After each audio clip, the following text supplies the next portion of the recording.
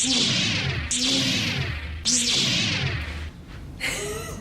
talking about neutral spine and Star Wars. If you notice, Luke Skywalker had a very neutral spine in The Last Jedi. So this is what I'm talking about.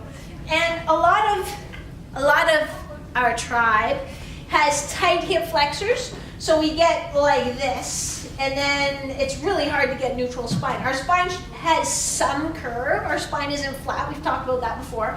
It has some curve at the bottom. It's called the lumbar lordosis. So it curves in at the bottom. It curves out a bit between the rib cage. It curves in a bit at our neck, and it actually curves out a bit in our tailbone. That's all neutral, or normal. But this, not so normal. So we want to try to help you find neutral spine. So if we put this stick and then learn how to move without, like, stabilize our torso or our core, and then use our hips to move. So a lot of you kind of do, that kind of thing, or you bend over to do a deadlift and you round your back, and then you extend your back and you round it, and that's like major, just over time, wear and tear on your low back. And it's not even training the muscles we want to train. It's kind of building up your back muscles to do hip extension. So when I see athletes, hockey players that do this, you will see, like, literally you'll have another bum right here, because these lumbar extensors are so developed. There will be a huge mass of muscle here and a huge mass of muscle here and a crack in the middle. What does that sound like?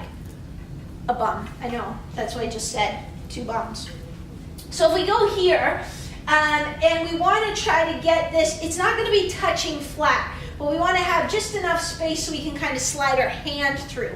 So that's sort of a neutral position. So our head touching, shoulder blades touching, the stick kind of goes along your bum crack, and then there's just a little space here. And then what I want you to do is learn how to keep that exact position as you do. This is a hip hinge, so this would be more like a deadlift pattern, or as you do a squatting pattern. It's harder for me to do it as a squatting pattern, but keeping that distance. So if I'm doing a squatting pattern, what I see our athletes do, and what I want to do actually too, is get here and then really extend their spine by extending their back, keep their chest up by extending their back.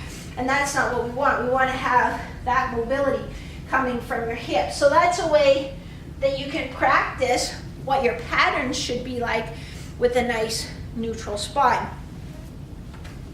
And that is all I have to say about neutral spine.